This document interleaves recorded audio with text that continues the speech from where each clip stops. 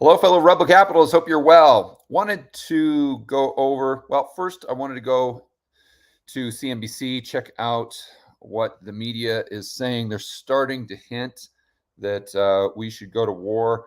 I saw this coming a mile away. This is why I was so adamant on Twitter and social media, trying to get people to just calm down, pump the brakes. Let's not get emotional about this.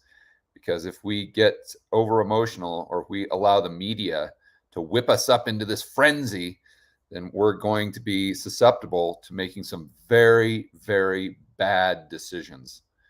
And unfortunately, I think this is maybe what we're seeing play out right now. So let's go to the CNBC homepage, or from the CNBC homepage of the story. Pressure is building for the West to help defeat Russia, but there are some big risks involved. Yeah, I mean, they don't really go over the elephant in the room. You would think they'd say, but the big risk is nuclear war. I've gone down. I highlighted a couple things here. I've got this far. I highlighted a few more. Let's highlight this because they're getting this quote from this guy, Lorenz, who's just seems to be completely off his rocker or her rocker.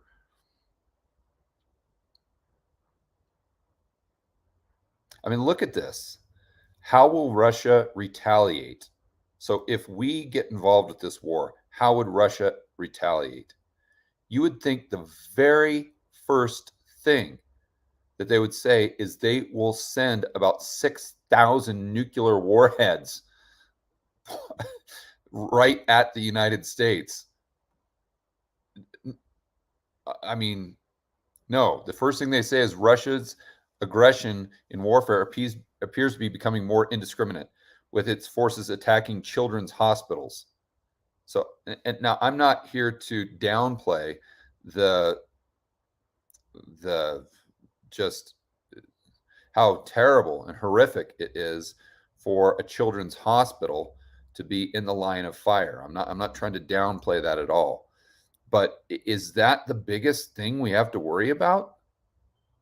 I don't know. How about a nuclear warhead hitting downtown New York City? I mean, and by the way, there's two things that I want to bring to your attention because I think it's something that we need to keep on the forefront of our mind. Number one, there are a lot of mistakes that are made in war. Things are not always as they seem. I remember hearing and reading a couple stories, one from Art Berman, and I believe Danielle DiMartino Booth brought up the other one the other day on Twitter, of back in the Cold War, where there was an individual Russian gentleman who was literally in charge of hitting the button that would release the nuclear missiles. And he was given parameters that if this line in the sand is crossed, then you immediately have to hit the button to release the nuclear warheads or the nuclear missiles, whatever it was. And that line in the sand, there was some sort of parameter that was met that would force him, based on his duty, to push the button. And he didn't. He did not, because it was just the thought of him being the guy that pressed the button that would kill literally millions of people. He just couldn't live with it. So he never pressed the button. And as it turned out, the sign or the parameter was a result of the sun like shining off of, I forget the exact story, but it had something to do with the way the sun reflected off of, I don't know what it was, a satellite or something like that, to where it was this weird angle of the sun, and it was not something that the United States had done, or Europe or the West or NATO, etc. It was just some random event, and that thing would have caused a nuclear war if not for this Russian gentleman saying, I'm not going to hit that button. I'm not going to be that guy. And this is the very fine line. I remember hearing another story from Art Berman when during, I believe it was the Cuban Missile Crisis, when Russia had a submarine, and there was a U.S. ship that found it, and they didn't realize that it was a nuclear submarine, and they started dropping like obviously not bombs, but whatever you would drop on a submarine to try to blow it up. And it was the standard protocol that if you get these mines, like underwater mines or whatever, that are being dropped on you, you launch the nuclear weapon. And the Russian guys in the submarine didn't do it, although that was what they were supposed to do. And as it turned out, the United States made a mistake. They didn't, and the mistake was they didn't realize that was a nuclear sub, or they wouldn't have done it in the first place. We got to remember that we're dealing with imperfect human beings here in an imperfect world. So I'm not saying that, if this children's hospital was in the line of fire, that it was unintentional. But what I am saying is there is a possibility.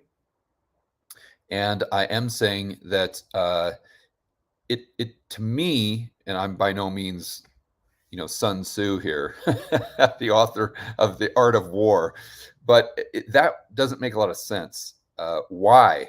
That doesn't. It's not going to prompt the Ukraine to, to submit. It's not going to prompt them to wait. Oh, you blew up that children's hospital. Oh, by all means, we surrender. It just doesn't make sense to me. And then, like we were saying yesterday, of course, when you read the Russian side of it, they claim that this was not part of their attack. It wasn't in the way. They don't know what happened. Maybe it was a mistake. They're claiming that. So again, I'm not saying one is right or wrong, but I am saying that we need to have an open mind here, at the very least. We can't just automatically assume that this is what's happening, because if we allow ourselves to do that, if the state, listen, if you're playing Monopoly, or if you're not Monopoly, but if you're playing, some board game like Risk, wasn't that the war game? I think that's what it was. Fine, go ahead and make assumptions, but we're not playing a board game here. We're talking about potentially nuclear war. So if at any point in time we need to be as rational and level-headed as possible, it is now. And the media should be very cognizant of this, but they're not. They're doing the complete opposite. And this is, I think, a perfect example. Russia said it had not targeted civilians at the hospital, despite images indicating civilians were caught up in the attack, while Ukraine, of course Ukraine did, and of course Russia did. I mean, this is the way the propaganda, it goes both ways. But to think that that's what we should really be, that's should be the first thing that we're worried about as far as how is Russia going to retaliate? I mean, come on. There are concerns Russia might resort to biological warfare. Okay, there's other reports that say Ukraine might resort to biological warfare, but I'm not going to go down that. With intelligence officials fearing that Russia could invent a pretext to use invent. So if we get involved with the war, that Russia could invent a pretext for nuclear war. And hear this, to even nuclear weapons, either against Ukraine or any other nation, if Russia feels directly confronted. Why not name the United States right here? Why not say that Russia has submarines that we can't detect?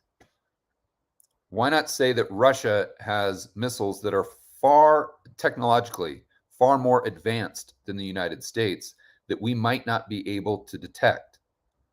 Right? And see, I think that just my gut instinct here is that the media is, first and foremost, we've got to understand that the politicians are incentivized to go to war. That's a given, because war solves all of their problems. Global elite, they're incentivized for us, the United States, to enter this war because that allows them to further their objectives. So now we know that that's how the incentives are set up here. I'm not saying that this is what they're doing, but that's the incentive structure, and we need to be cognizant of that. So knowing that the media is just the lapdog of the politicians, especially the current administration, you know, if there was a push for the United States to go to war, I think the media would be setting things up as though, number one, this is a war that morally we have to enter.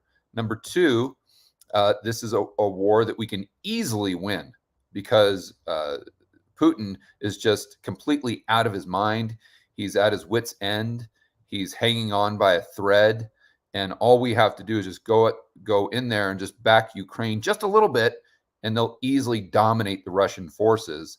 And then we can prove to Putin, we can put him in his place so we don't have to worry about this moving forward. And then let's also downplay the risks of nuclear war as much as we possibly can, and then get people as emotional as possible by talking about children's hospitals, and you know, to get people to support this war, which will help the politicians solve their problems, achieve their objectives, along with the global elite, i.e. World Economic Forum. I mean, I'm not saying this is what's happening, but I'm saying that I think we need to consider this something that may be on the table. You know, I mean, I just sent out a tweet that I think will resonate with a lot of you. And using this title as an example, I said, please name the war or invasion the U.S. should have gotten into, but did not. Now, I want you to please name the war or invasion the U.S. should not have gotten involved with, but did. That's going to be a pretty lopsided tally. We don't have a great track record of selecting which wars or invasions to get into and which ones not to get into. Why? Because maybe the politicians or the military industrial complex, maybe they're incentivized for us to constantly be at war, especially if their popularity is at an all-time low, or opinion polls are at all-time lows. You know, these are things that I think we really need to be cognizant of. Now, going back to this specific article, I think you'll see kind of exactly what I'm talking about, and something that makes me apprehensive. It makes me concerned here. So this person, Lorenz, says Russia just needs to be strategically defeated, because if Putin feels that he has achieved a victory by further undermining the territorial integrity of Ukraine or the Western forces Ukraine to accept small, humiliating peace conditions like the recognition of annex of Crimea or the independence of Donetsk and Luhansk, then it will only mean that in a couple years we'll have war with Russia and NATO. You see, this is the narrative that I'm seeing. We got to do it now. We got to do it now, or else we risk something in the future. We've got to do it now, or Putin is just going to take over all of Europe, just like Hitler would have. Really? Is that definitive?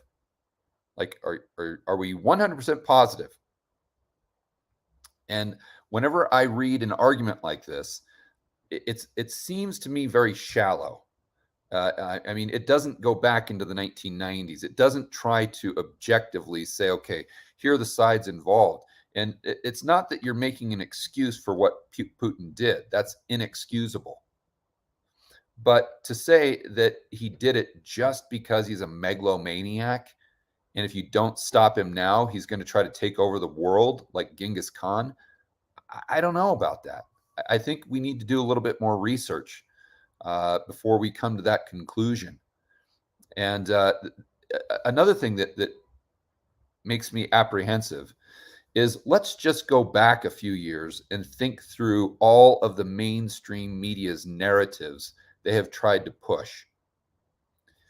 If you would have taken the opposite side to all of those narratives, or if you would have questioned all of those narratives, you would have been right far, far more than you would have been wrong.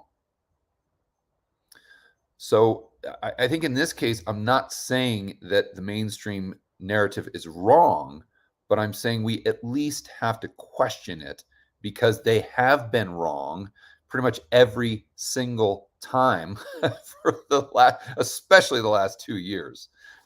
You guys know exactly what I'm referring to. But again, no consideration of, we're treating Russia as though they're Iraq. And you've got someone that's got 6,000 nuclear warheads, for heaven's sakes. And I think you guys get my point. Let's go back to that other article, or excuse me, other part here that I highlighted. While Ukraine has won the affection of the people and governments around the world for its brave stand against Russia's invasions, Russia has been heavily sanctioned, making it geopolitically, economically, and financially isolated and vulnerable. You see? See, guys, we should go in and get involved with the war, because it's a perfect time where Russia's vulnerable. How vulnerable are they if they have 6,000 nuclear warheads? That doesn't seem vulnerable to me. I don't know. And economically and financially, well, we know that the media has been completely wrong about this. Let's look at the SWIFT system. I mean, Snyder, and then I took what Snyder was saying, and I did a whiteboard video completely debunking the SWIFT, banning Russia from SWIFT. So if they were completely wrong about that, if they were trying to sell you on how devastating it was to be kicked off of SWIFT, what else are they trying to sell us here? And why? And then we go back to the incentives. I'm not saying that I have a monopoly on the truth. I don't know what's right and wrong. I don't know. But what I do know definitively is that both sides, Russia, the United States, and I think every media outlet, is trying to use propaganda right now. And it is very difficult to decipher what is true and what is not true. And we need to be cognizant of that. And I think therefore we need to question all narratives, not just the Russian narrative, but especially the narrative in the West.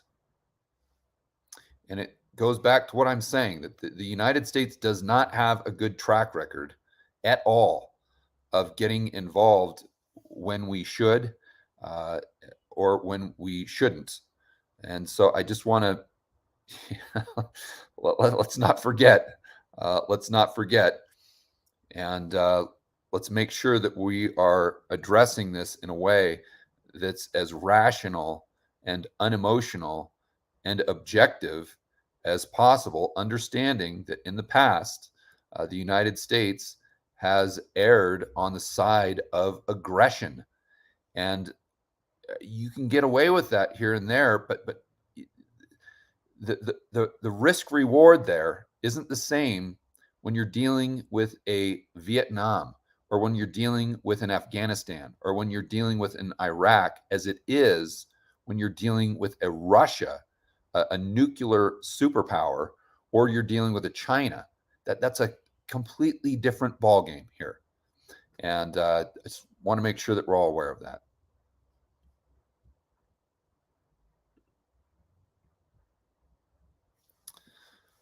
All right, and then one other thing I want to do, I was going to end the video there, but I'd like to encourage you guys to check out this article from Zero Hedge. Let me see if I can pull it up really quick here. And it was written by a gentleman that I believe works for the Ron Paul Institute. So it's going to provoke thought and not just be some kind of thing that's trying to create hysteria.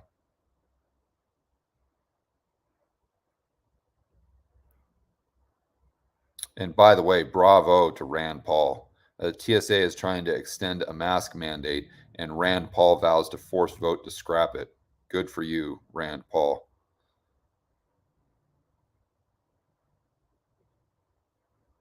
Well, I'm not sure where it is, but I can give you guys the title and you can pull it up because I tweeted it out. If I could somehow figure out how Twitter works here. There we go.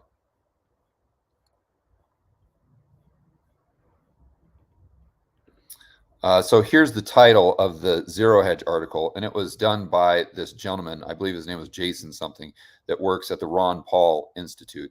So why readers should question the West's madman narrative as Russia invades Ukraine. Yeah, this is when I first started hearing this narrative. I'm not saying it's not true. I'm not saying it's not true, but it just something doesn't seem right there. It's for the media to jump on this this bandwagon, it's just I don't know. I think we need to look a little further into that, and this article does that very well. All right. Oh, Josh, I think just put it up there. Thanks, Josh. All right, guys, enjoy the rest of your afternoon. As always, make sure that you're standing up for freedom, liberty, free market capitalism. We'll see you on the next video.